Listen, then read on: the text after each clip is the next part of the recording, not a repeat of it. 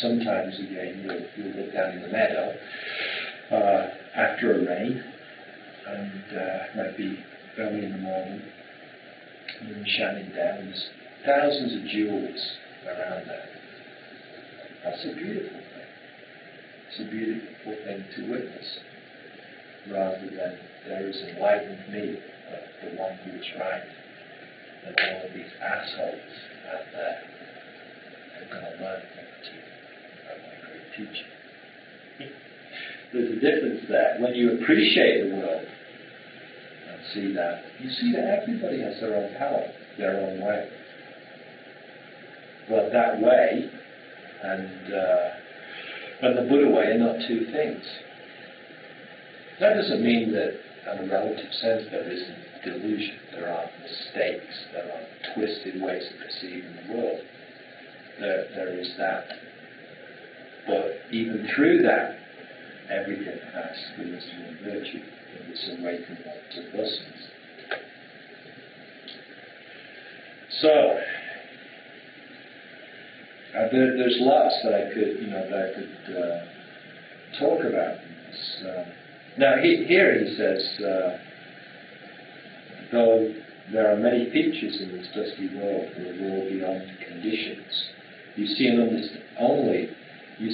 and understand only what your eye of practice can reach. Again, don't think that the world should look another way, or should be another way, in terms of your own realization.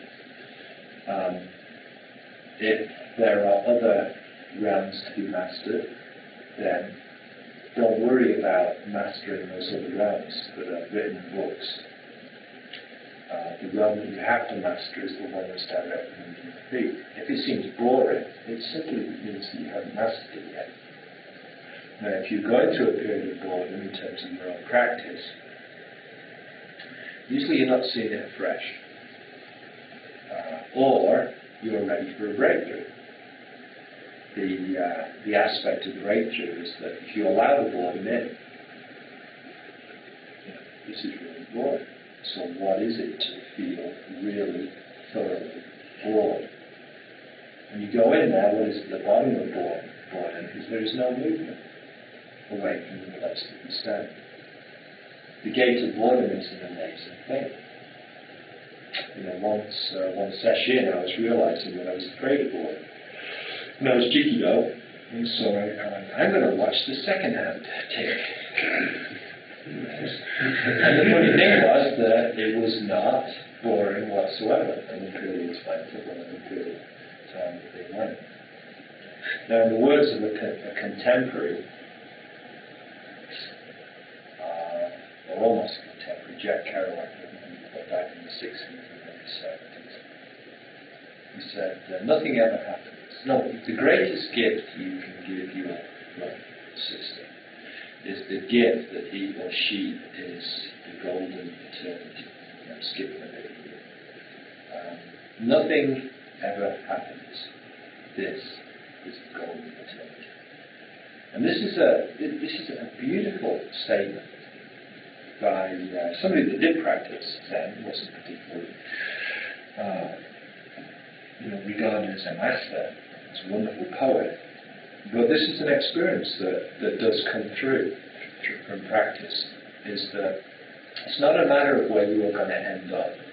It's not a matter of putting a halter on your mind that I'm trying to stop myself from moving away from the present moment. It's when you actually allow yourself to live the life that you have, swallow it whole. There are going to be times when you are bored, frightened, fearful, angry, sad, depressed, and the reverse, happy, joyous, all of these things. But how can you take this as the teaching in itself? It's not that the Buddha's teaching, Dogen's teaching, any of those great teachers through history, Windsor, Umar, Hackaway, it isn't their teaching, just as it isn't my teaching. The teaching, this word dharma, basically means the truth, the reality. that's equally open to all, just like the moon reflected in the water. You know, that is the true teaching. It isn't something static that's written in books that you have to penetrate.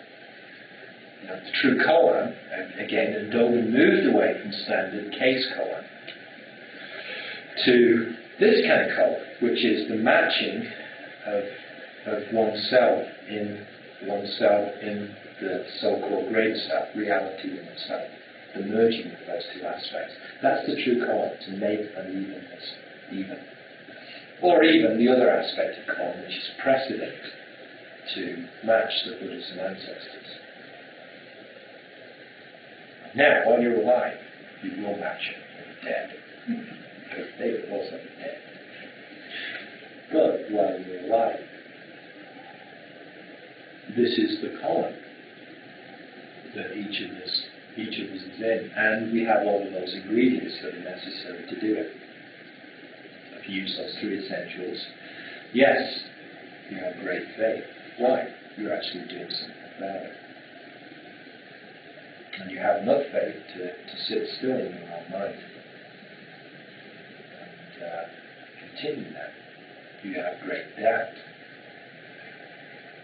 You have basic questioning. However deep it is, you also have natural skepticism, cynicism. It's very important to question cliches that are brought up in terms of whatever's presented in front of you, to penetrate right through to what is most important, the fundamental point. And then you have great determination. You know, when things are difficult, no matter how difficult, you just take the next step. As I often say, it's the greatest determination, sometimes just dragging rats out of bed. Simple as that. You have all of those ingredients. Now, the thing is, though, is how you use those ingredients. And again, that's the wholehearted endeavor. All you have to do is engage them, use them. Again, if you do it on a momentary basis, it becomes easier and easier to do it. But it's not a great work. It's not a great,